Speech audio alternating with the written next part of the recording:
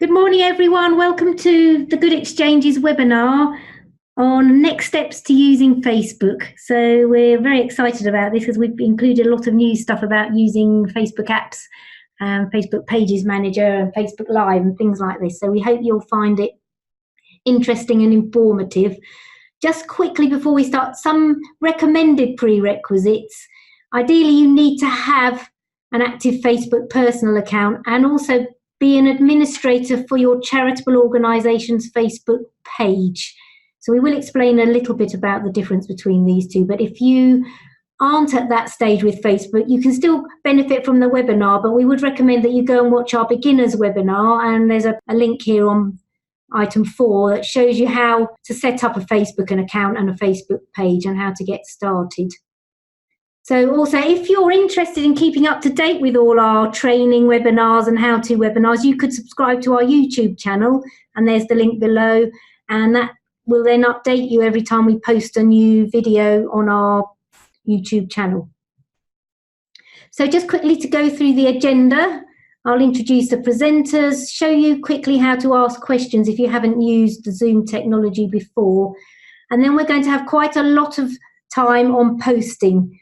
So why Facebook is good, what a Facebook page looks like, how to create and use images on Facebook, and then in how to enhance your page with your call to action button, replying to messages, how to pin Facebook posts, create draft posts and schedule posts, and tag content, and then looking at Facebook Pages Manager, which is the mobile app, and then Facebook Video and Facebook Video Live on a page.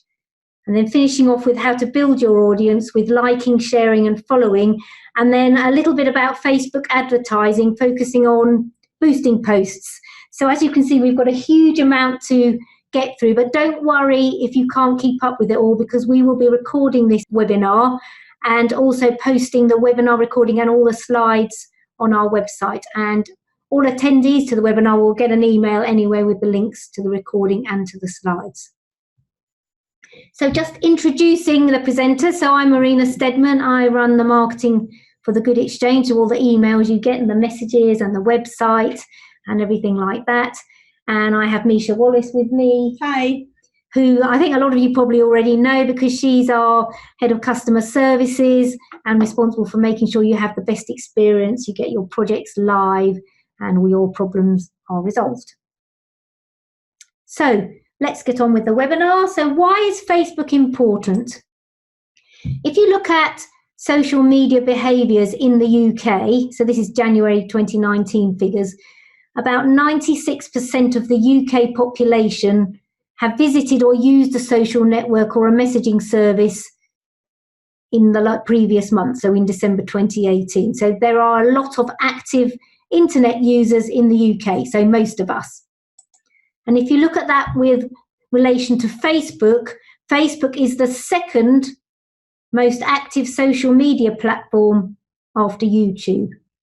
And an interesting fact here is that YouTube is actually the largest search engine now, so it's bigger than even Google. So most people, a lot of people go onto YouTube and search for things, but still 78% of people that use social media platforms use Facebook, which is why it's important for all of us as charitable organisations to use Facebook to help us to raise awareness and drive donations.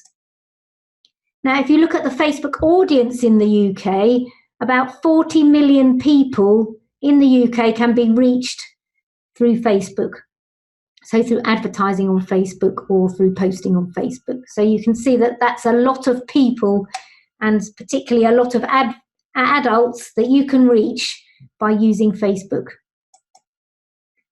And if you look at Facebook engagement, we're going to talk a lot about video and content. You can see here that if you post an ordinary post, you get a 3.82% average engagement rate. So that's people who read it or click on it or comment on it. But if you put a video or a photo on, that engagement rate goes up to 5.48% or nearly 7%, which is why it's very important that when you're using Facebook, you don't just write stuff, but you use content like videos and photos and images that people can see and engage with. Now, for those of you who aren't hugely familiar with Facebook, we've got a couple of slides that talk about Facebook terms. So yeah, I'll go through them briefly, but you can follow them in your own time. So a Facebook profile is what you have as an individual user. So everybody who uses Facebook, even if you're only using it for your charitable organisation, has to have an individual Facebook profile and a Facebook account first. So if you haven't got one of these, you can watch our beginners webinar and it tells you how to get your individual Facebook sign up. And that's where you can see your Facebook activity and you have your friends. A Facebook page, on the other hand, is a public profile. So it's a business account or a public profile, which businesses, non-profit organisations, celebrities, brands create for themselves. So, for example, Taylor Swift or Cristiano Ronaldo have got millions of followers on their Facebook pages. They may have a separate Facebook profile for their personal friends, but where they drive their followers is on their Facebook page. How you communicate people is through your Facebook posts. So those are the things that you see in your timeline, your news feed of what's going on, what people are posting and talking about. So the news feed is the first thing that people see mostly when they log into Facebook. So it's like a constantly updating stream of things that people are talking about and writing about. So liking, that we'll talk about later, is how you engage with people. So if you click like on a post, it shows the person who's written that post that you liked it. And anyone else who sees the post can see that you liked it and see how many likes you've got. And once you like a page, you'll see in your news feed updates from those pages. So it's a way of you following people that you like. You may hear people talking about a term, the fan. So fans was replaced by likes in 2010, but people still talk about fans liking your pages. So following is sort of like liking, but it's where you like someone and then you automatically follow them. So Facebook knows that when you like someone, you want to follow them. And what that does is it allows Facebook to then show you posts from those people that you've liked in your newsfeed. Friends are on your personal profile, in your personal account. So you usually ask people to be your friends or they ask you to friend them. Whereas on a business page or a charitable page, what you do is ask people to follow you rather than be your friend. Someone's just asked, why is the number of likes on our Facebook page not the same as the number of follows? I know that does seem quite strange, but you can follow a page without liking them as well. So you can see the content without adding to the likes on the page. It is a bit of a strange thing. It's a bit confusing, but the primary thing really for you as an organisation is who's following you, because that's really who wants to see your content on a daily basis in their newsfeed. Thanks, Misha. So your timeline is your update stream. So it's sort of part of your news feed, but it's where you also share photos, posts, videos, and experiences. So Facebook will not just put your posts in your news feed, it puts other things as well in your timeline. So we're going to talk a bit about Facebook apps. So Facebook and Facebook Pages Manager are apps which are mobile versions of Facebook, which you download onto your mobile phone. And Facebook is actually putting a lot more investment into the functionality of its apps, and you can do quite a lot of management now of your Facebook page through Facebook and Facebook Pages Manager. So we're going to talk about those. A Facebook group is something that you can set up as a sort of subset of your organisation page. It's not an organisation page, and we do see organisations getting muddled up between groups and pages. So if you're a charitable organisation, what you want to have is a Facebook page for your organisation. As part of that page, you could set up a group. So, for example, the Good Exchange has a Facebook group for registered users of the Good Exchange, which is where we post information that's relevant just to people who are using our platform, whereas our Facebook page is followed by lots of people who aren't necessarily using the platform as well. Someone has just asked as well that they've set up their charity Facebook page, but via their personal page. Is that the right thing to do? That is correct. On Facebook, you do have to have personal account set up first of all. Excuse me. And then from there, you set up the page attached to that. But all that means is that you are currently an admin of that Facebook page, of that company page. So as soon as you're removed as an admin, it will remove you from the page. So if you leave the organisation, that won't be a problem. Best thing to do for this one is to have a look at our introduction to Facebook and Twitter webinar, and we give a good overview of how to do this from scratch so you can really see the right method of setting up the page.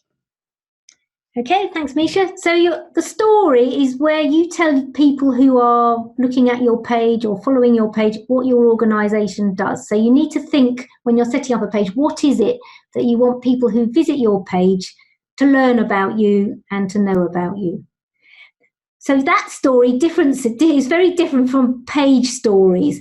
So if you're familiar with, say, Instagram and Facebook Live, you record things live, and those are now what's called stories. Stories are typically only visible for 24 hours. So my kids are quite often posting stories on Instagram, and you have to see them in 24 hours or they go. So that's very different from the story that describes what your organisation does. So stories that you make appear in the stories row at the top of your news feed, and you make them through the app version of Facebook and Facebook Pages Manager, which we'll talk about a bit later. Insights is where Facebook provides you analytics information about your page. So if you want to see how many people are engaging with your page, the performance of your posts, information about your adverts, you need to look at Facebook Insights. And we have got another webinar that we did about analytics that covered Facebook, Twitter, and also Google Analytics. And I will show you a bit later how you get Facebook Insights through Facebook Business Manager in this webinar.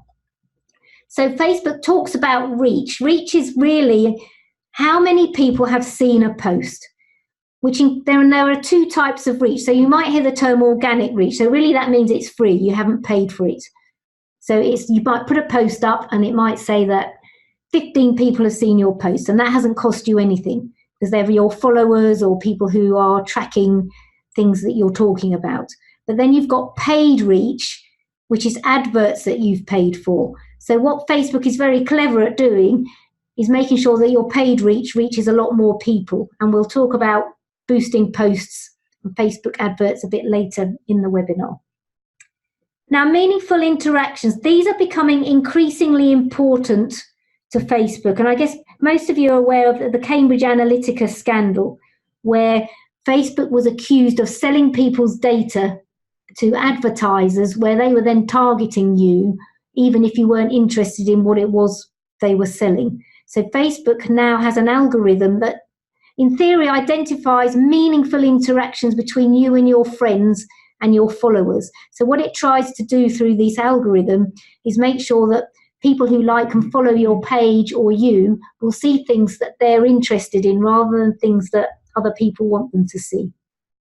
So how it works as well is the more engagement your page has, the more likely your content is to appear on other people's pages through organic, i.e. free methods. So this is why if you've got a Facebook page, it's important to put good and relevant content on it, because otherwise your content, you'll spend a lot of time making content, but Facebook won't let it appear anywhere. Right, so we've talked a bit about organisational Facebook pages. I'm just going to go into a bit more detail here. So if you're a business or an organisation, you can only have a Facebook page, not a personal profile.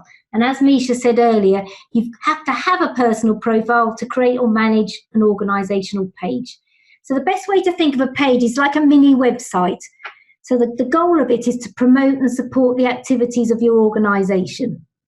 So what a page does is it allows you to build a following without having to friend people. So you can get people to follow you who don't know you. So if you look at the Good Exchanges page, we've got lots of people following us who are interested in what we do, but they're not people that we know or that we've ever met. So people who are interested in your organisation, then they can like your posts and follow your organisation. You can also run adverts and contests on your page, and we're going to talk a bit about adverts later. And there are quite sophisticated analytics through Facebook Business Manager and on a Facebook generally to look at the success and results of what you're doing on your organisation's page. You have to have administrators who have the authority to create and manage a page and to put information on the page. So while you manage it through your personal Facebook account, it's completely separate. When you create a page from your personal account, no one can see that you're an admin of that page. So don't worry that your personal account and your Facebook page for your organisation are going to get muddled up, because they're kept completely separate. And I'll put a link here to some help. We have a question: can you grow meaningful interaction without sponsoring posts? Algorithms have meant that smaller charities really struggle to achieve meaningful interaction. So this is about what Facebook shows people in their newsfeed and being selective, and do we have to boost posts in order to really get a good audience coming through? Now, we are going to cover boost posts a little bit later in the webinar, but you can still achieve obtaining a wide audience just with making sure that you have a presence on your page every day, even if that's using scheduling posts, which we will cover a bit later. Just trying to get something out every day, maybe 2 or 3 posts a day at least, to try and keep your audience and build that up. And then, of course, what we'll cover later is you can use tagging and things like that in order to kind of gain an audience. So you can do it.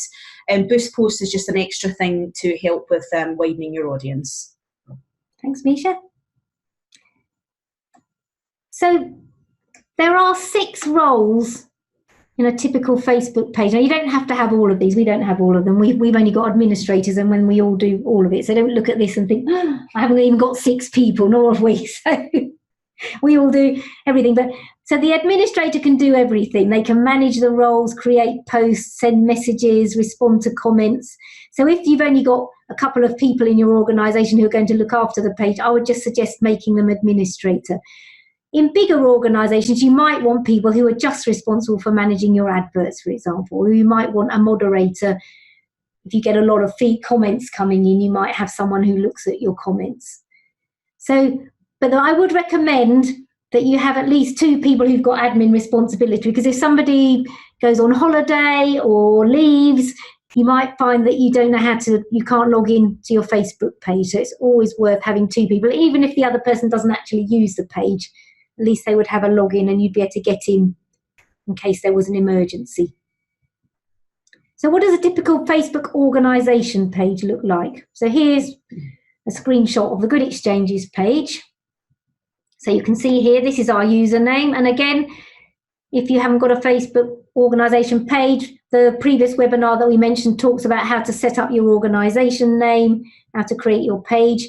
Here's the menu, the navigation menu that you see on the left-hand side. So what Facebook does is it tailors what it gives you here based on what it thinks is right. So, for example, the category that you're in and the activity that you do. This is what's called your cover. And I'm going to talk a little bit in a minute about how you can change your cover and how you can put images on your cover and that sort of thing. Here is what's called the top of your timeline. So you can see if I want to write a post, all I need to do is log in, go to the timeline, and I come right here, and you can see, because this is our logo, part of our cover, I can see that I'm writing this post as the Good Exchange rather than as me. So it's very clear who you're writing your post as, making a video and all those things. Here is the call to action button. So this button here for us links to the Good Exchange website, but Misha's going to talk a bit about how you can edit your call to action button to point to your fundraising page on the Good Exchange. This is where you can see posts that you've drafted and scheduled to come out at a later date. This is, again, Facebook's algorithm looking at what your organisation does and suggesting groups that you might want to join, which again helps all with your visibility, your following, and what appears and what Facebook chooses to show your friends and followers. So just carrying on with your organisation page, I talked about story when I was talking about the terminology. So you can see here, this is where you write about what your organisation does, who you are and what you stand for. Here on your page is your statistics. So you can see that we've got 1,007 likes and we've added 4, and we've got 1,114 organisations, people following us. You can see how post reach and all those things. So that's quite a good way of looking at sort of the instant analytics of your page. Here at the top is our pinned post. So this is something that we want people to see first. And Misha's going to talk about how to pin a post a bit later in the webinar. And again, I talked about insights and having to go into Business Manager, but Facebook does give you a summary of insights on your Facebook page. So you can see here for our pinned post, it's telling us how many people were reached, how many people engaged with it, i.e. clicked on it, and it's giving us an option here to boost that post, i.e. pay to advertise it to reach more people, which I'll talk about later how you can do that. So yeah, option to boost. Now, designing images. We talked about images being important, and there's a free tool called Canva, but in the introduction webinar, there's a whole section that goes on for about 15 minutes about how to use Canva. So what I'm going to do is go straight into how to create a Canva Facebook cover, but if you want to go right back to the beginning, then just go and watch the other webinar and download the slides. If you haven't got Canva, they make it free for charities. So just click on that link in the slide and you can download a free version to use. So if you want to make a Facebook cover with Canva, so that's the picture at the top, then the easiest way to do it is to just create a design, start typing Facebook cover, and what Canva does is it gives you a template that's set up of exactly the right size for a Facebook cover. So then all you have to do is choose a cover that you like. So there might be one that matches the colour of your organisation, or you might have set up your branding that we talked about in the previous webinar. And you click on one, and as you can see here, it's automatically fitted that into my template. So that picture is completely sized to be a Facebook cover that I can then import into Facebook. Or you can make your own with a template. So you just use the elements and grids functionality and then select the pattern and drag it over. And again, you've got a template here for a Facebook cover. So if you remember the Good Exchange one, that was built using this functionality. So we had our logo and our message here, and we had some pictures here. So you can add free photos from Canva, or you can upload your own images to Canva and put them in. So once you've created your Facebook cover in Canva, you can give it a title, and then you can just download it as a PNG. You'll see it preparing your file message, and it will download it to your PC. And then you can upload it and save it into Facebook. So you can see here, this is a Facebook cover designed with Canva. Then you just do save as, and it will be saved exactly the right size for uploading into Facebook. Then all you have to do is log into Facebook and go to your organisation page, and if you hover over the top, you'll see this button appear called Change Cover. So all you have to do is click on that, and it will tell you to upload your new cover. So if you upload the cover you've made in Canva, it will automatically fit exactly into the size that a Facebook page needs for a Facebook organisational cover. Now, one thing I found when I was researching this webinar is you can now create a slideshow of photos for your cover. So it's more attention grabbing than the static image, because you can have your Facebook cover with lots of different pictures in it. So to make a slideshow-based cover for Facebook, the first thing you want to do is build the images you want to show in your slideshow. So if you say you want to have maybe 3 or 4, then I would suggest use Canva. These are the sizes that you need to have. So it's 820 pixels by 312. So if you go into Canva, you can size your cover pictures exactly, make 3 or 4. Go into your Facebook page, click on Change Cover again, and you'll see a drop-down menu, and there's an option there to edit slideshow. Then pick the images you want to display. So you can see here on the Good Exchange, and if you go to the Good Exchange's Facebook page, you can see these appear. I've made 4 different covers. So our 3-year anniversary, County Durham Community Foundation grants, and Sovereign Housing grants. So our Facebook page, and then you can see we've got these little arrows, then you can move through them and see the different Facebook covers appearing. So all you have to do to get them to appear is choose from your photos, upload your photos, and then you can drag them around according to the order that you want them to appear in. So I think that's quite a good little feature that's now available in Facebook on Facebook pages. When you're happy, click save, and then you'll have those alternating covers available on your Facebook page. If you want to make an image on Facebook, and we talked earlier about the increased engagement you get if you've got pictures, you follow exactly the same process for a Facebook cover, but instead of selecting Facebook cover, just select Facebook post.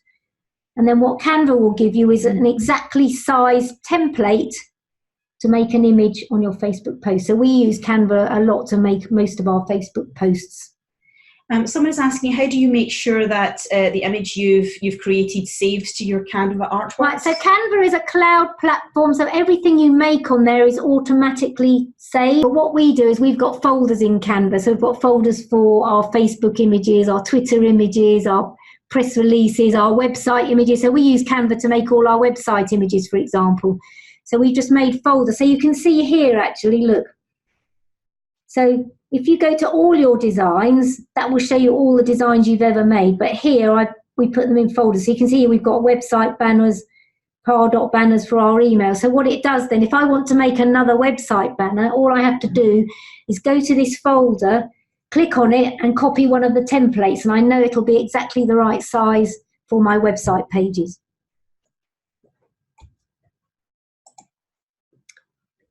So the other thing I wanted to quickly mention is GIFs. So we've all seen the little moving things that people put in their social media posts. If you're interested in using GIFs, we've covered how to make GIFs and use GIFs in our Twitter video, and the process is very similar. And you can watch how to do that, because you can make GIFs in Canva as well, or you can get them from Facebook or from Twitter. So if you're interested in putting moving videos, little cartoons that go round and round, then watch this video. Or you can subscribe to YouTube and you'll be notified when we get new how-to videos. So the other thing that we get asked quite a lot is how do you get high quality photos without paying high quality photo prices? So there are quite a few free imagery sites. So Unsplash and Pixabay are free. We use this one quite a lot, Deposit Photos, because what you'll find on these ones is that they're quite American often, and obviously because they're free, you'll find a lot of people use them. Whereas Deposit Photos has thousands of photos and they're really cheap. So we bought 100 photos for $69. So I would suggest if you want bespoke photos, look out for something like this where you can get cheap and free photos. Obviously make them in Canva. You can get free cartoony photos from these ones, and you can get free GIFs from Giphy.com or direct from Twitter or Facebook. So now I think I'm handing over to Misha for talking about how to enhance your Facebook page. Okay, so we've talked about obviously setting up your Facebook page in the first instance, and we've got some instructions on that available in our previous webinar, the introduction to Facebook and Twitter. So if you haven't set up a page, that's where to start. And then, of course, once you have this page in place, there's a number of things you can do to add to your page and enhance the experience of everyone who visits, and to help, of course, enhance your fundraising, which is the main thing that we'd be looking to do. So the first thing we're going to look at doing to enhance your page is using the call to action button that Marina mentioned a little bit earlier, the button that said learn more on one of her slides. So basically what this is Facebook allowing you to add a little button onto your page on the top right, which visitors can click in order to interact with you. Now, you can set it up to be one of a few things. You can either allow visitors to contact you, so you can pop in an email, phone number, allow them to directly message you. You can direct them to your Good Exchange organisation page to view your projects and make a donation by adding a link when they click the button. Or there's other options as well, such as directing them to watch maybe a video that you've created as an organisation. But in the upcoming example, we're going to look at the middle one there. We're going to talk about setting up the button to guide page visitors through to your organisation page, because what we want to do is direct them through to your project so they can donate. So you can see here an example. This is our page, and we've got the Learn More button on there. So we're just going to show you how to set that up. So the first thing is click on Add a Button. Initially, this will say Add a Button on this little blue section on your page. So click on that first of all. Select the type of button that you want to appear on your page. Now, each of the headings here has a drop-down selection. So in this case, we want to choose Learn More. Then we're going to add in the website link of where we want to send people to. In this case, we'd be sending them to your organisation page on the Good Exchange. Copy the link from your organisation page on the Good Exchange and paste it into the box provided here, and then click Save. Now, notice that we're asking you to add the link to your organisation page, not your project page on the Good Exchange. Now, you have one of each. Now, the reason we do this is we don't want people coming through to your project if eventually it becomes fully funded, it will be expired, and then, of course, there's nowhere to donate. But if they click through to your organisation page at any given time, that page will show all the projects you're currently running. So then people can select and come through and donate. So that's the best place to guide them through to. Once you've added the link to your page, you should see 2 ticks to say it's been added and your link has been popped in there, and you can select Finish. So we've just had a question about, can you call the button Donate? Well, what Facebook's done, you used to be able to link your donate button to any URL or any website, but what Facebook's done now is you can only link your donate button to a fundraising campaign on Facebook. So if you've got a Facebook fundraising campaign, you can use the donate button, but you can't use it to link to your Good Exchange page. You can only use the Learn More button. If you add this button, can people still send you a message via Messenger? Yes, that's not restricted. They can still send you a message anyway. It's just giving you a few different options, so that wouldn't stop them messaging you, no. And we will cover messaging a little bit later on as well. Okay, so once you've added your link here and you've clicked Finish, you should now see the Learn More button appear on the right-hand side of your page, as we showed you before.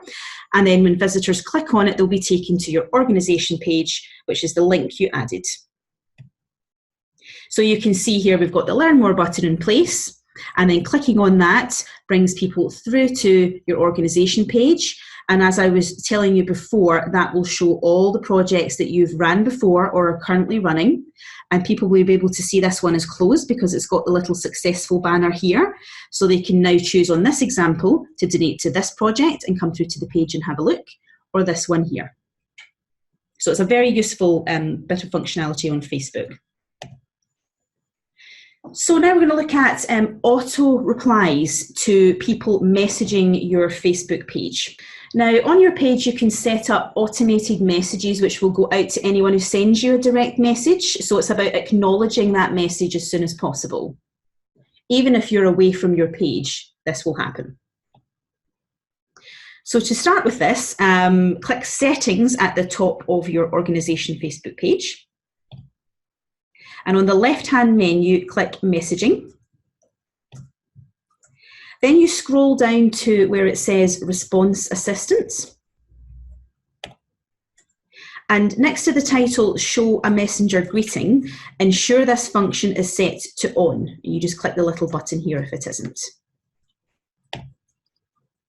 And you can also click the Change button to add a greeting for visitors. Now this is ones they will see before they start typing a message to you.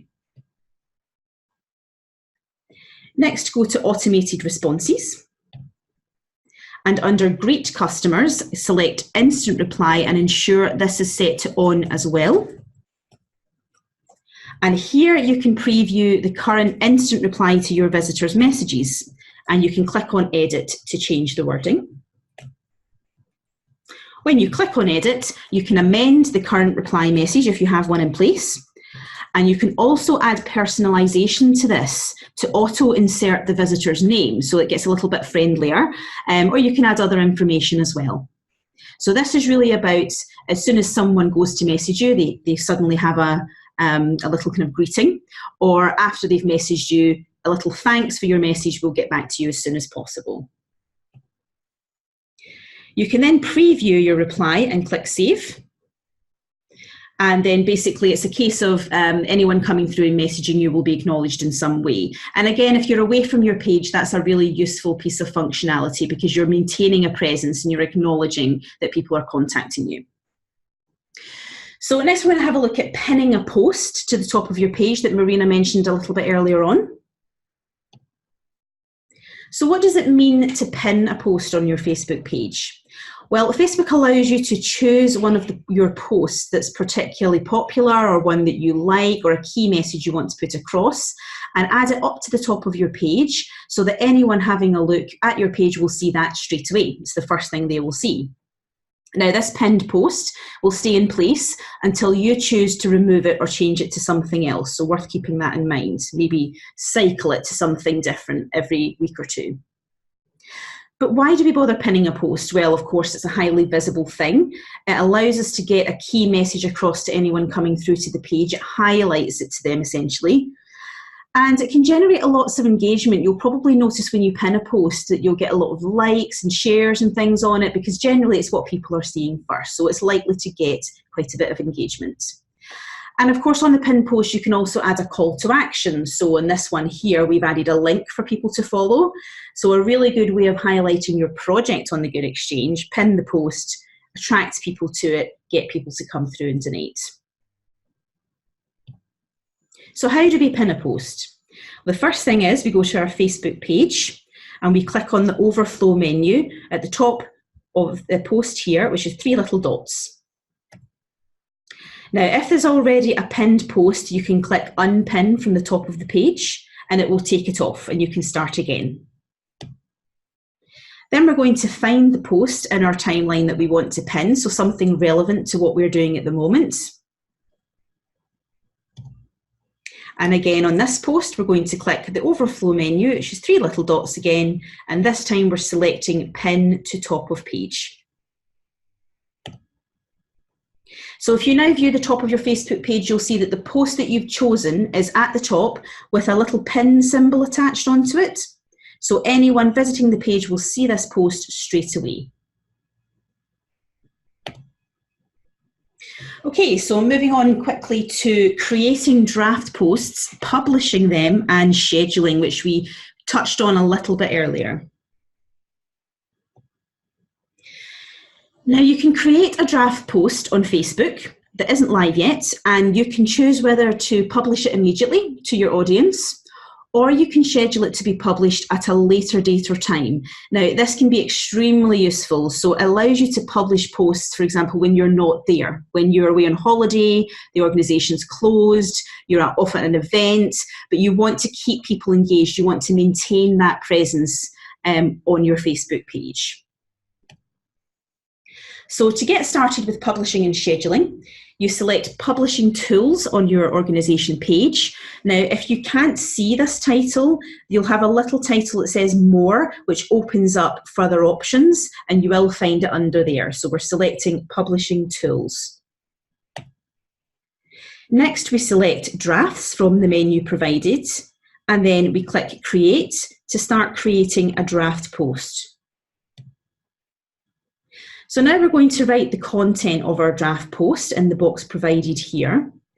And be sure to tag any relevant pages and include a link for people as a call to action. So do tag people in. You can add hashtags, which we'll touch on later with the tagging, and a link for people to follow. Now, as Marina was saying, a really good idea to add visuals to your post. Just a little bit of text doesn't really draw the eye to people. Something visual, so you can use click video or photo to upload one onto your post to really get that visual appeal going and draw the eye of your audience. So it's upload photos video, and you can see we've uploaded a picture onto our post here and it's popped into the little box. Then you, from the drop-down menu, under Share Now, you select Save Draft. Then click Save as Draft to save your new post. Now, once you've done this, your new post will be displayed in your list of drafts, which will become available to you, and you can see this is it here. Now, what you can now do with this draft is you can choose to publish it straight away, as we were saying before, or you can schedule it. So if we're going to post it straight away, select Actions and Publish. Okay, so you're saying that to publish it immediately, we're just going to Actions and Publish. It says, are you sure you want to do this? And then you click Publish to finish. Once you've done that, the post will immediately be displayed on your Facebook page. And here's our example here that's now posted. Now, if you don't want to publish it straight away, you can schedule it to go out a different day or time instead. So for this one, instead, we select Actions and Schedule. We then select the date and time that we would like it to be published, and then click Schedule. Now, the post will then move to the scheduled post list. This will automatically be published on your chosen date and time, so you don't have to worry about going back to check it. It will automatically happen for you. Now, one thing to note is once you use a draft post, whether you publish it straight away, whether you schedule it, it will disappear from your list of drafts. So if you want to schedule another one with the same content, you'll need to create a new draft again. But if you want to find the content, you can go into Publish Posts to see and copy the text and then use it again.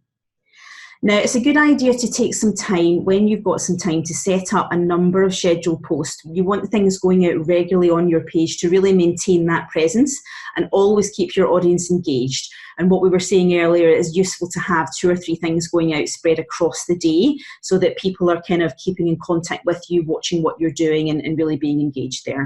Someone else is asking why you'd want to schedule your posts later. Is there a reason for doing this?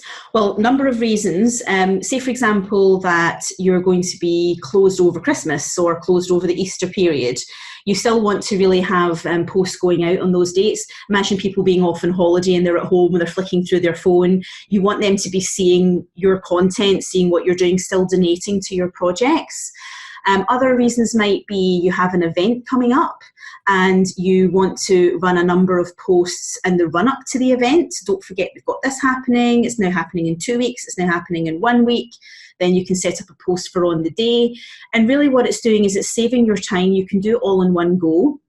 Not worry about them all going out at the right times, and then you can go off and carry on with other things. So scheduling is a very, very useful tool.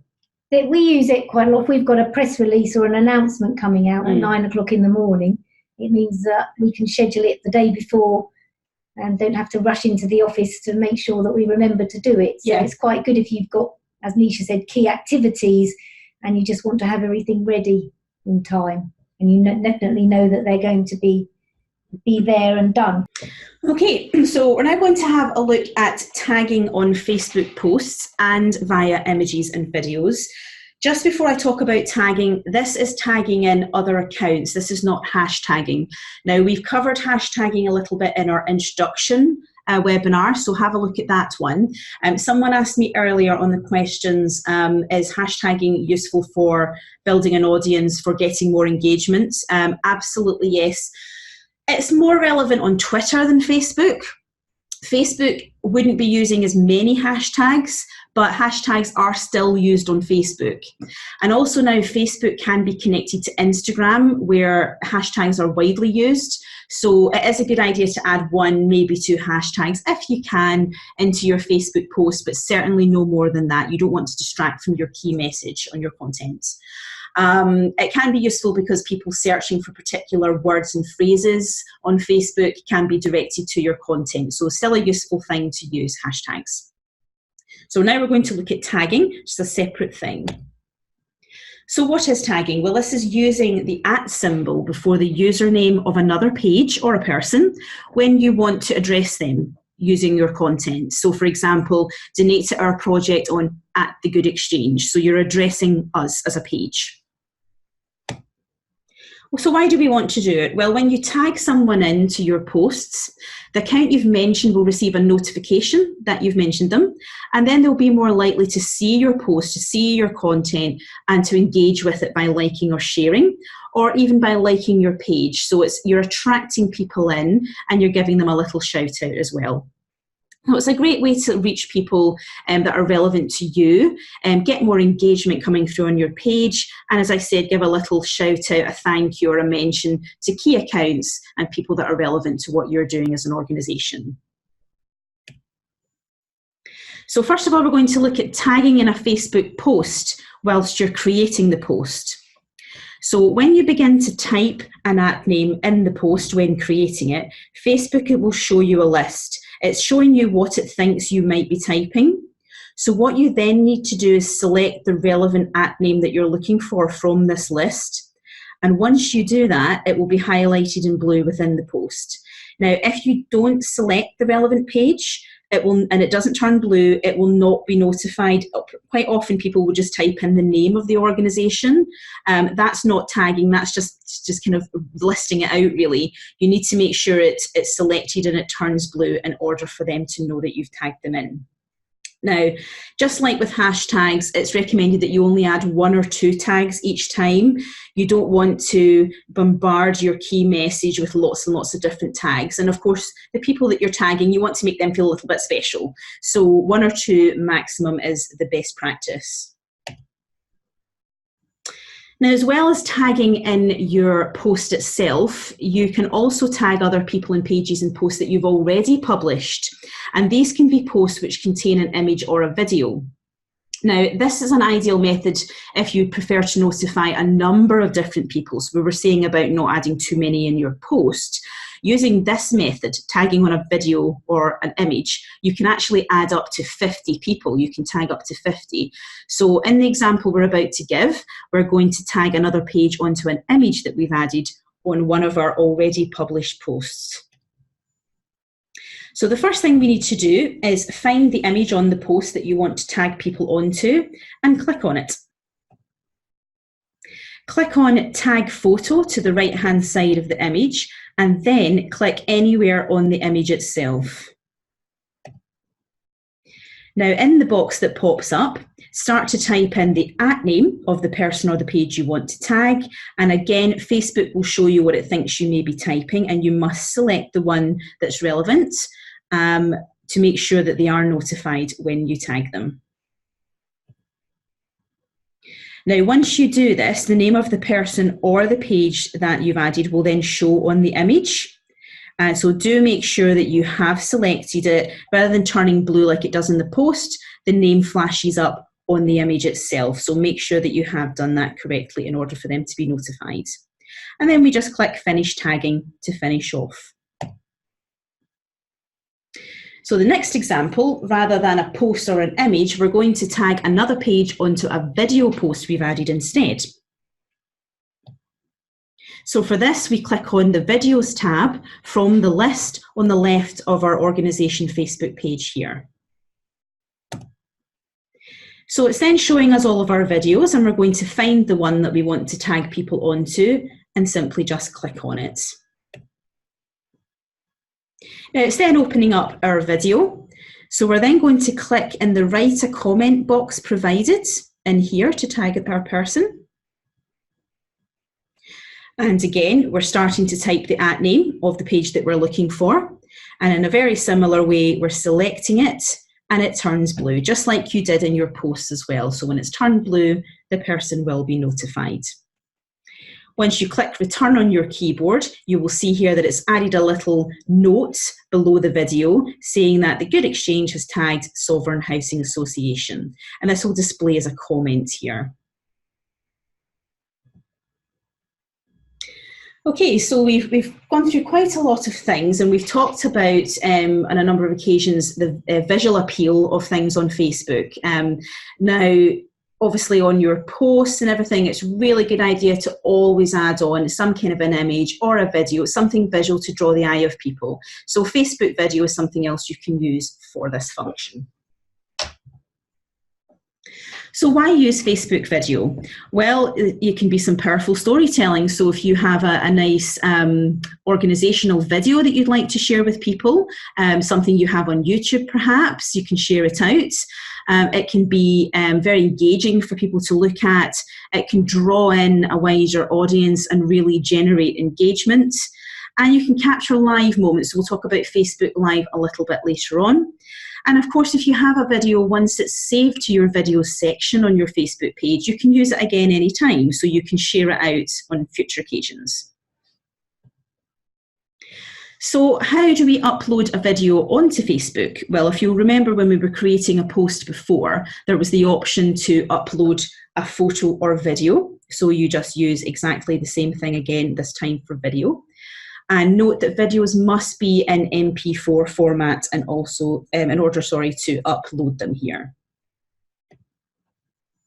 So just like we did before, we're clicking on Upload Photos and Video, and then you're browsing for the folder where you've saved your MP4 video file on your computer. Then you've got a little bit of video set up here, and the first thing you do is add a title for the video, add a short description on what the video is about. And you can also add some keywords to help people find your video on Facebook. These don't have to be a hashtag, just a simple word. For example, fundraising, charity, something about what your charity is doing, like young people, disabilities, anything like that. Something that will help people find your video and that's relevant to them. Then you simply click on Next to continue. Then you'll be prompted to choose a thumbnail picture, a little mini image that will represent your video on Facebook, and it will give you a selection to choose from. This is the auto-generated ones that's been given to me from my video by Facebook, and then we're going to choose this one here. If you'd rather not choose one of these auto-generated images, you can instead upload one of your own. For example, you can make one of the right size in Canva. And then you click Next. Now you can post the video to your Facebook page immediately. You can click Publish Now. Or just like you can with draft posts as well, you can schedule it to be posted at a later date or time. So you might not want to launch your video, for example, on a particular date. You might want to wait until a month later, or the launch of your project, for example. If you'd rather return to setting it up later, you can still save the video as a draft, and you'll be able to return to it under Publishing Tools on your page, and then Video Library. So it will still save as long as you've been saving what you've done so far. Okay, so I'm going to move back to Marina now, who's going to talk to you a little bit about Pages Manager apps, and she's also going to talk to you about Facebook Live. Right, so we've had a few people asking about using Facebook on your mobile. So I'm going to cover up some of that. And as Misha said, then how about using Facebook Live to make live videos? So Facebook Pages Manager is a more advanced way, I would say, of managing your Facebook page. So you can manage your Facebook page through the Facebook app on your phone, but Facebook Pages Manager is a different mobile app which has been created specifically for Facebook page administrators and editors. So it gives you access to the management tools of your Facebook page in one single app on a smartphone or a tablet. So you get the app from the Apple App Store, from Google Play, and from the Facebook Pages Manager app, you can update your pages, submit posts, share photos and videos, and interact directly from your phone. So it's good when you're out and about and you want to do activities on your Facebook.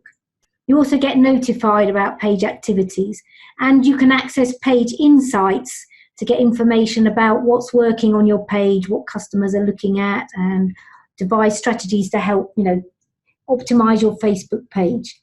So I guess what it does really is it separates the personal stuff you get on Facebook from the business stuff you need to manage your Facebook page. So that's really the goal of Facebook Pages Manager.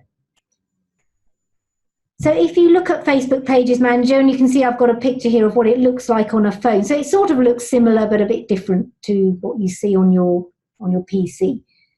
So it looks like Facebook.com, but it's optimized for working on your mobile phone. So you'll notice it all goes in a long stream, and you have to scroll up and down rather than being all the information on one page. Any updates you make appear instantly on your mobile, but also on your Facebook page. You can add photos and videos, you can schedule posts from it, you can boost posts from it, but you can also use Facebook Pages Manager to broadcast live video, which is what I'll show you a bit later. And it's easy to see what's happening on your page. You can get insights, see messages and notifications. So at the bottom here is where you can see what's going on your Facebook page. So the flag icon is what Facebook calls your page tab. So you can click on it and see your page how a follower will see it. You can update your photo, you can edit your button from here, you can share photos, promote your page and see all your posts. The Page Insights tab, so this is the sort of little graph thing, you can see a summary of the main insights for your month. So, for example, which posts have people most engaged with? Which events have been the most successful? What activity has been going on your page and who's been looking at your page? So the inbox icon is your messages. So if you've got a red button here with a number in it, it means you've got an unopened message. So it's a very easy way to see when you've got messages. You just click on that inbox icon and it'll take you to your messages page, and you can respond to your messages there and then. The notifications, so the bell, if you've got a number on here, you can see you'll have some notifications. You can see new likes, comments, tags, and mentions of your page. And the tools tab, so that briefcase, is for about how to share and promote your page. So what the Pages Manager does is give you a very quick and simple way to access a lot of the functionality of Facebook while you're out and about on using your phone. And if you want to change anything on your page, you just click on the settings menu at the top, and then you've got all these actions here. For example, to edit your roles, set activities, manage notifications, set messages, for example, your instant replies and everything like that. So how do you get the Facebook mobile apps? So first of all, to get and access Facebook Pages Manager, you need to be an administrator of your Facebook page. Then just go to your App Store or Google Play, search for Facebook and download the Facebook app and Facebook Pages Manager. So really simple, and then they'll just appear on your mobile phone. Now, one of the main things I think that people use Facebook Pages Manager for, as well as accessing the administration, is for Facebook Live. Facebook Live is for broadcasting live videos. So it's really most useful if you've got an event or an activity where you want to engage your audience in real time. I mean, if you just want to post a video or make a video, then you might as well use the video functionality that Misha talked about previously. But if you're out and about at an event, or you've got an activity going on and you want to broadcast about it, then that's where Facebook Live is really useful. So a few tips for Facebook Live. First of all, make sure you've got a really good mobile phone signal or a good Wi-Fi, because nothing worse than making a live broadcast and it keeps cutting out, or people can't see it or can't hear you. Prepare in advance a compelling description. So maybe, a couple of 100 words about what you're broadcasting, and you'll see why that's important a bit later. Also, if you've got followers, it's a good idea to tell people that you're broadcasting. So we're at this fundraising event, come along, and if you can't come along, we're going to be broadcasting, or come along and join our broadcast. Ask people to follow you, and then they'll be notified when you go live. So there's a follow button and they can follow you, and then they can see when you're live and start engaging with you. And then mention people who are making comments on your Facebook Live. So, and also if you get any questions, make sure that you answer them in the live session, because then people will engage more and follow you, and you'll get more and more followers on your Facebook Live broadcast. You must broadcast for a minimum of 4 seconds, but you can broadcast for up to 8 hours. So for example, NASA broadcast their 8-hour spacewalk using Facebook Live. So it's not just for instant short things. You can use it now to make long and compelling broadcasts. So if you want to run a Facebook Live video, once you've installed Facebook Pages Manager, you just need to tap on the publish icon, which should be on the first page. And then you'll see this red little camera. So you need to tap on the live video icon and then tap on live video. If you haven't used Facebook Pages Manager before, you may be asked by Facebook, would like to access your camera. So you have to say okay, otherwise it won't work. So don't say don't allow, because then it won't be allowed to access your camera and start recording. So what happens is then you'll get a live video session opening up on your screen. So don't worry, this isn't actually recording at the moment. It's just ready to go. So one thing to bear in mind is I think it defaults to the camera facing towards you. So if you're doing a live broadcast, you might want to hold the phone and introduce it. So, this is Marina Stedman. I'm at the Good Exchanges fundraising event. But then if you want to record something facing away from you, you have to tap on that camera with the arrows in to turn the camera away from you. Now, this is where you need to add your description, why it was important to prepare it in advance. So I would suggest, preparing it, say, notes or something on your phone, copy it, and then when you get to here, you can just paste it in. So what's your event about? And then you just tap on Start Live Video. You'll see the starting live video come up. And from there, you are actually recording, and you can see people engaging with you. You can put emoticons on, you can put your location on. So just start broadcasting and have fun. When you've finished, all you have to do is tap on the finish button on your phone and you can see it's ending. Now, if you want to keep your video, you have to, first of all, make it public and then click on post. If you don't want to keep it, it's finished, you don't want anyone else to see it, press delete. So that live video, if you delete it, will only be available for 24 hours and then it will be gone. So that's live video, how to use that on your mobile phone. I'm going to hand back to Misha about building your audience. Just before we move on, we've had a few questions as well about some of the things we've just covered about Facebook Pages Manager. Someone's asking, so is Facebook Manager different to adding content through your Facebook page? I would say, having used both of them, it's very similar. Sometimes the way you do things is slightly different, but if you look at Facebook Pages Manager, for example, you have got those icons at the bottom. You can usually access most of the functionality that you've got on your Facebook page, but you might have to tap around a bit to find things. I think all of the things in Facebook Pages Manager that you can do on your Facebook page, but they just sometimes operate in a slightly different way. We've also had a question, if I open a message from someone but don't respond, will it stay unread for other admins? Now, I actually think Facebook can be a little bit temperamental with this. Ideally, it should. Because as an individual admin, you can mark as read, so you can mark it as I read this one, I don't want to do anything with it. So I would assume if you don't do that, it should still stay as a notification for other people. It usually does, but now and again, it does show as opened by someone else. So it's just something to keep a little watch on, unfortunately, a little bit temperamental. Okay, so we'll now move on to having a look at building your audience on your Facebook page. So we're going to look at liking, sharing, and following pages and content. So Facebook likes. So obviously you'll be very familiar with this symbol. It's extremely well known because it was enabled first of all in 2009. This little like symbol is one of the key features on Facebook. Now, the like button is a way to very quickly appreciate something or show your appreciation for content, but not comment on it for another page, a link, status, or post. So it's just a quick way of acknowledging, I quite like this content. So if someone taps like below a video on your page, for example, you will get a notification as the page adding the content that someone has liked it. People who view the video can also see who else has liked it as well and how many likes it's had. You can also yourself like things on other organisation Facebook pages on behalf of your organisation or on behalf of yourself, and we'll talk about that a bit later.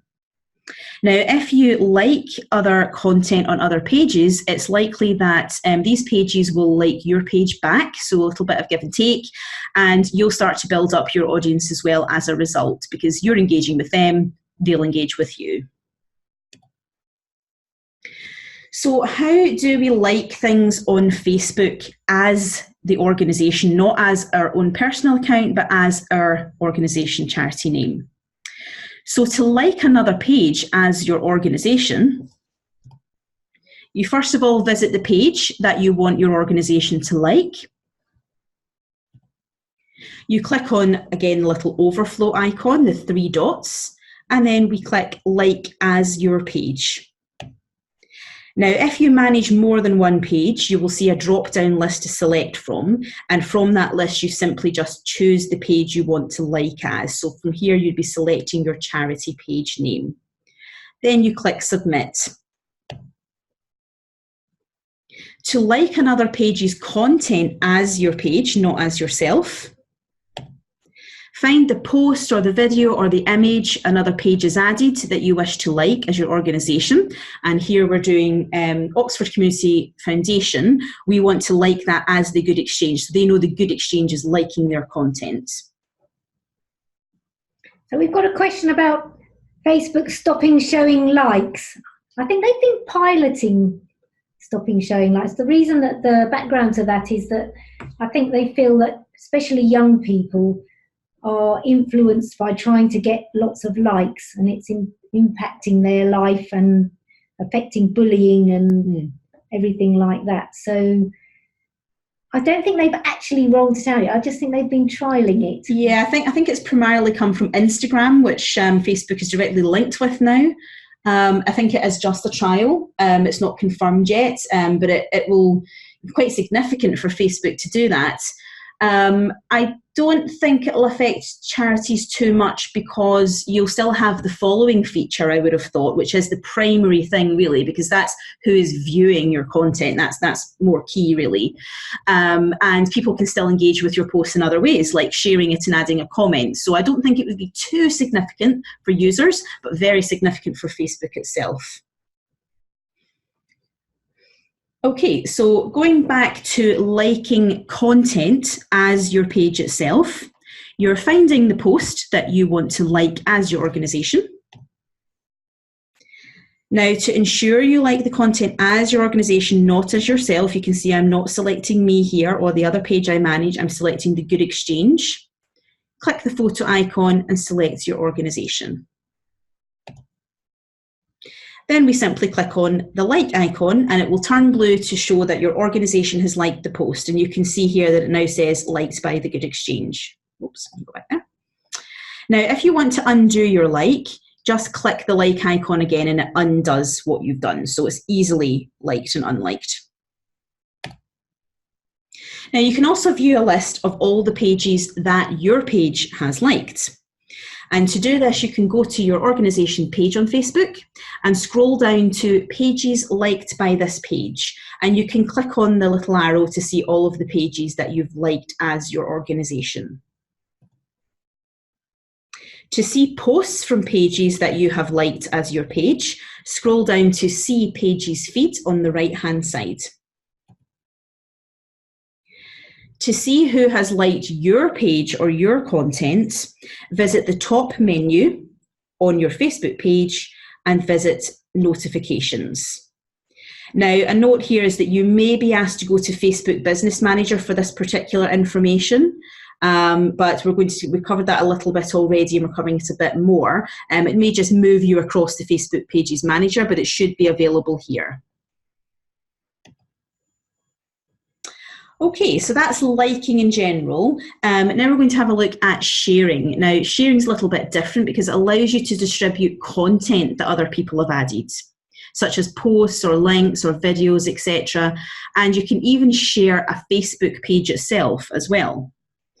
Now, Facebook shares can be a particular individual sharing an organisation's posts or images, etc., or an organisation sharing another organisation's post. So everyone can share everything basically on Facebook, as long as what we were saying before, the privacy settings are set correctly. Now, sharing is a little bit more valuable than liking because you can add comments, you can spread the word, you can move the content around. So you're really doing something with that content and passaging messages on. So to share content to your own organisation's Facebook page, find the content that you wish to share, just like you did with the liking, and ensure that you are sharing as your organisation, as we discussed previously, and not as yourself. So click on the share icon and then click share to a page. Select which page you want to share from on the drop-down menu here. We're selecting the Good Exchange.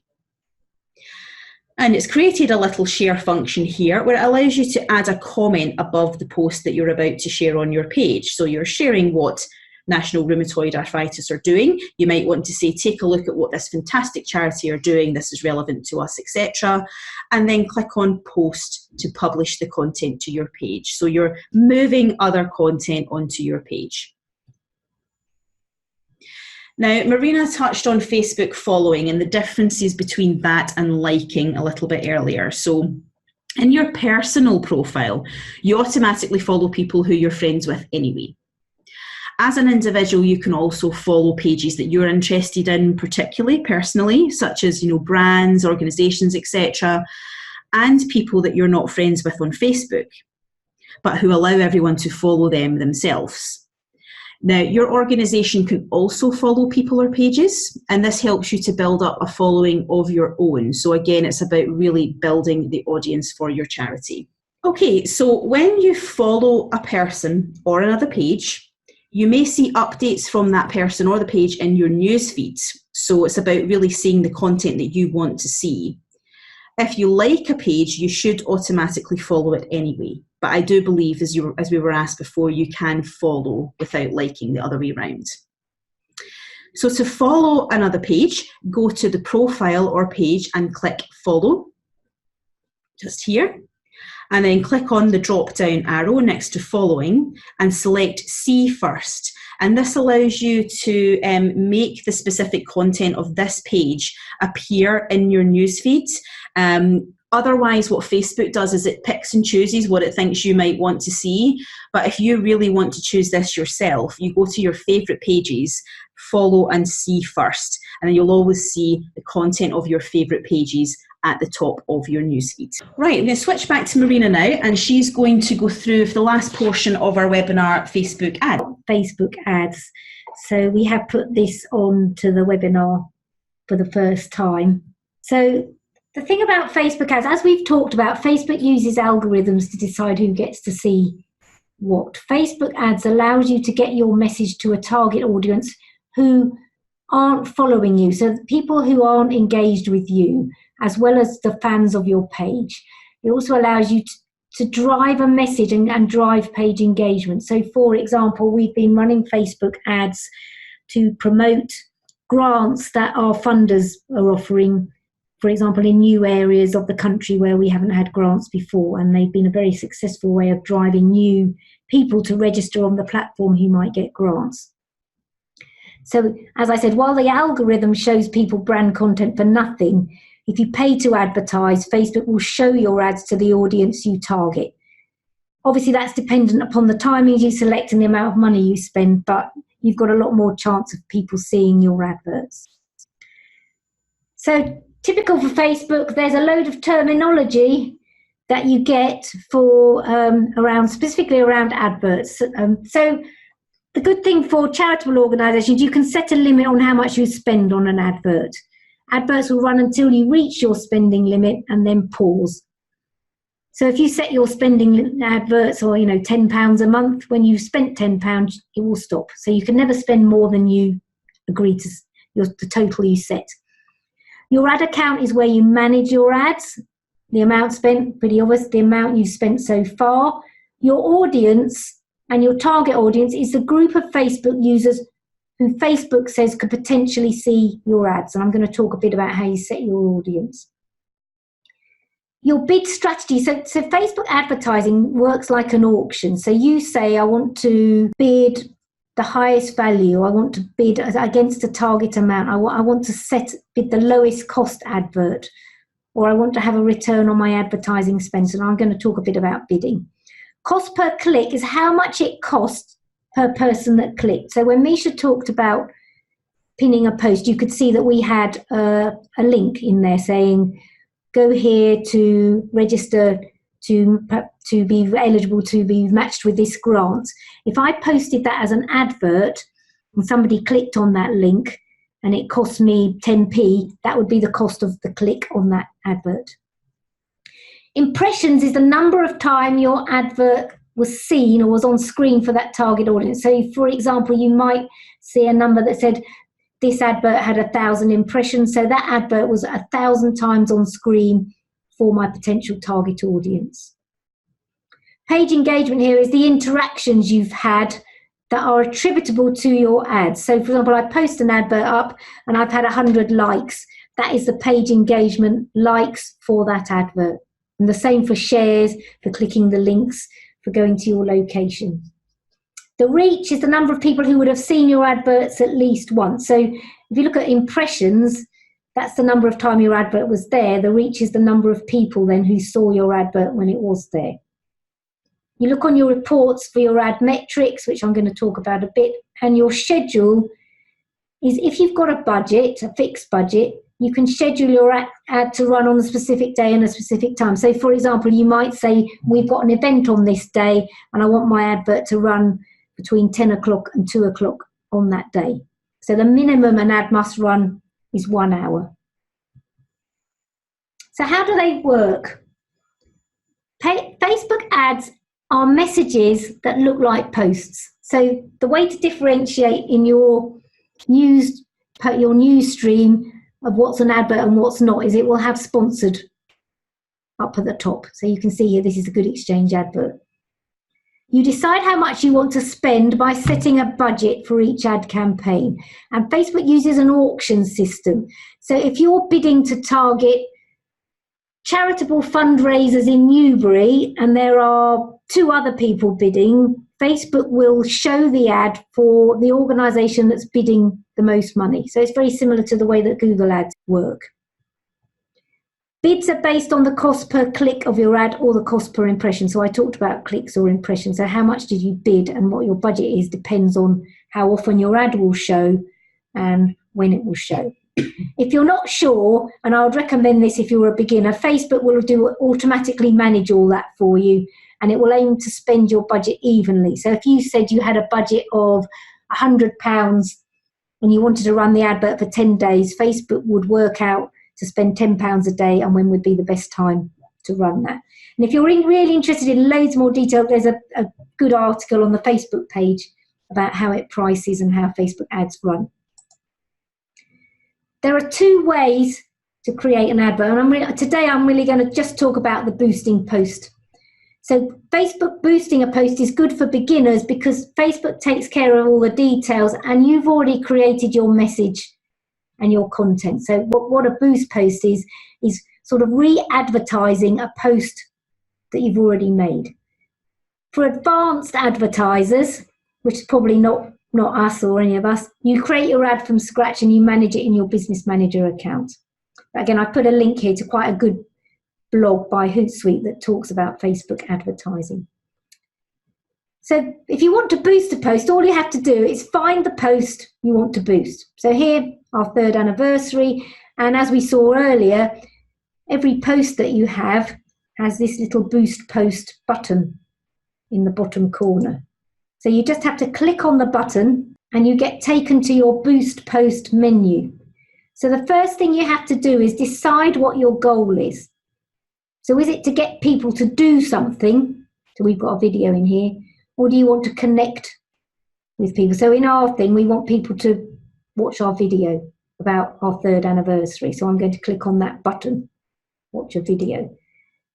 So the next thing to do is I want to add an action to my advert, my boost post. So at the moment it's got no button. If I click on add a button, I'll get a menu. And again, as Misha went through in the buttons section earlier, I'm going to add a learn more button, which will allow me to link to a fundraising page. So here you could link to your fundraising page on the Good Exchange with your advert. The Facebook boost post menu is very long. So you've got this grey bar and you just click on it with your mouse and you drag it down to get to the next pages. So go back to my add a button, I click on learn more, and then what I have to do is just find the URL for my project on the Good Exchange and paste that into there. So that means that when my boost post appears, there'll be a learn more button. Anyone who clicks on it will be taken to my fundraising page and prompted to make a donation. Now, the next thing you do is decide who you want to target. So who's your target audience? There are several ways you can do this. You can choose who you want to target.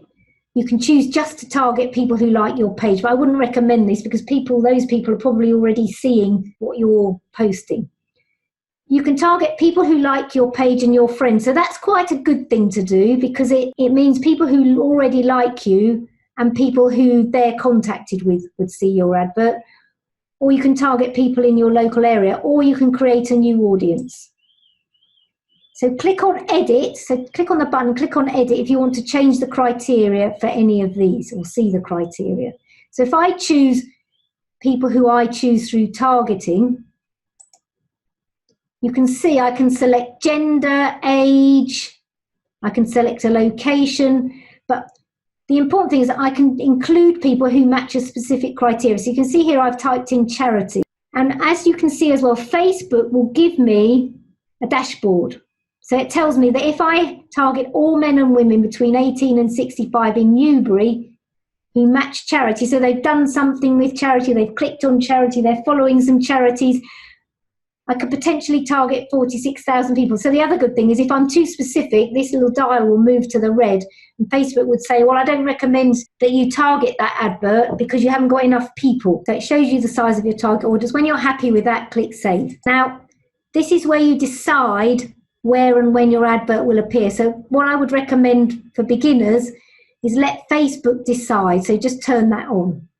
And here is where you set the duration. So Facebook recommended a minimum of 10 days for an advert. And here is you set your budget. Now the minimum budget you can spend is £1 a day. So you can play around with it and just put £10 in. So for example, in this example, we're spending £10 a day. So you set your total budget. Someone's asking, would the local area selection be my personal location, i.e. my personal account address, or the registered address of my organisation?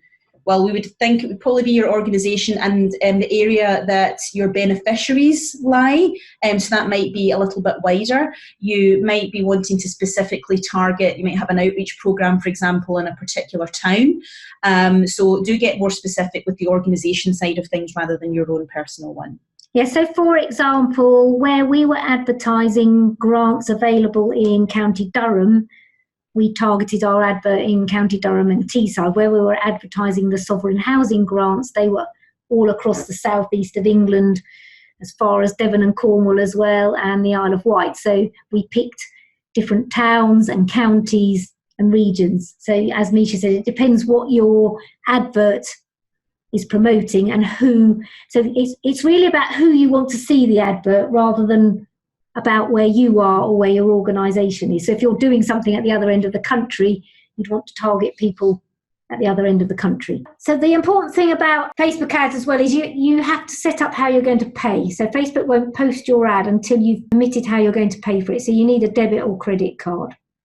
They will never charge you more than the amount you've set for your advert. So if you set your budget as £10, you will never be charged more than £10. And as I said, if you reach your budget limit, you'll be notified and your advert will stop. So you just type your credit card or debit card details in, click on boost, and your advert will start running. So if you want to see how your advert's running, you can get some simple analytics as we saw in Facebook and Facebook Pages Manager. But the more detailed Facebook analytics for advertising, I'll come through something called Facebook Business Manager. And I've put a couple of links here to some detailed articles about Facebook Business Manager and how you start with it. So it's a free tool for how you manage your organisational activities. So as well as user access, it's for managing your ad accounts and all the insights and reporting about your account. So you can access it here and you can see, this is the Good Exchange. So you can see we've got how many impressions we've had for our adverts, how much we spent. We can see our ad accounts and we can also access our pages. So we can see in the last 28 days on our page, we've had 122 page likes and reached 37,000 people and had 1,660 engagements. So Business Manager is a really good way of seeing everything to do with your page in one place.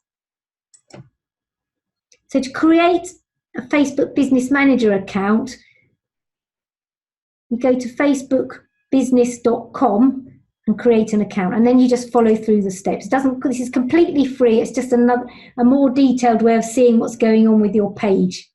Just follow the instructions on the wizard, and then once you're done, you just log in here, business.facebook.com, and you'll see the same page that I showed you for your organisation that we've got for the Good Exchange. as I said, you can see summary information about your adverts and your page, and you just click on these to reveal more detail. If you click on the menu on Ads Manager, you'll see detailed information about your advert. So the budget you've got, the clicks, the impressions, the reach, and you can also create and manage all of your adverts from here.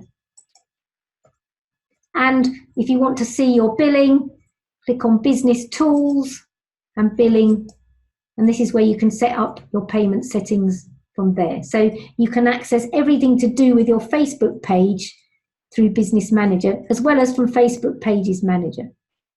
And here you can see how much you spent on your advert and when it's going to be due. So I know that Facebook Business Manager, Facebook Page Manager, Facebook seems to have a lot of tools that are quite similar. But what we found is if you start doing something like Facebook advertising, Facebook will push you towards using Facebook Business Manager because it's got all the tools for managing your Facebook organisation page and your adverts from there. So that's the end of everything we've done, and I've just put a summary there of everything. We did have a couple of questions, I think, that we didn't answer. Yes. Can you go through the About column and suggest the best information to show? I see lots of pages that are very different to my non-profit charity page. Well, I think the main thing is that you're set up as a charitable organisation on there. I think it allows you to select your page type, and that is quite an important one. Although you will have set that up at the beginning when you set up your Facebook page anyway for your organisation. You can certainly add basic things such as the telephone number, links to a website. Definitely important to put a little overview of what your organisation is about in there.